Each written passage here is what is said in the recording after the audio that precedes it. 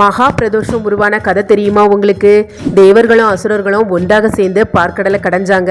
அந்த நேரத்தில் அதிலிருந்து வந்த ஆழகால விஷத்தை எம்பெருமான் ஈசன் தேவர்களையும் இந்த பிரபஞ்சத்தையும் காக்கிறதுக்காக தானே சங்கில எடுத்து அருந்திக்கிட்டாரு.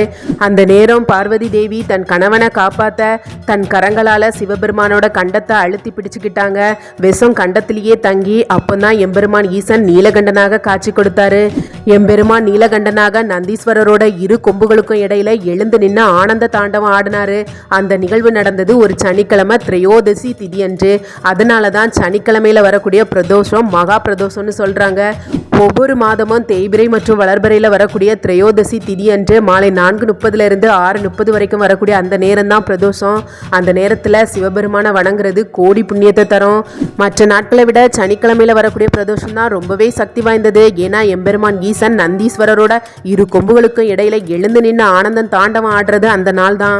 வரக்கூடிய சனிக்கிழமை மகா பிரதோஷம் அன்னைக்கு எம்பெருமான் ஈசன் நந்தீஸ்வரரோட இரு கொம்புகளுக்கும் இடையில காட்சி கொடுப்பாருன்னு ஒரு ஐதீகம் இருக்கு. சிவன் கோவில் போய் பாலாபிஷேகம் செய்து நந்தீஸ்வரரை வழிபட்டா சகல பாவங்கள் தோஷங்கள் துன்பங்கள் நீங்கி சகல சௌபாக்கியங்களும் கிடைக்கும்னு ஒரு ஐதீகம் இருக்கு. தென்னாடுடைய சிவனே போற்றி, எந்நாட்டவர்க்கும் இறைவா போற்றி போற்றி.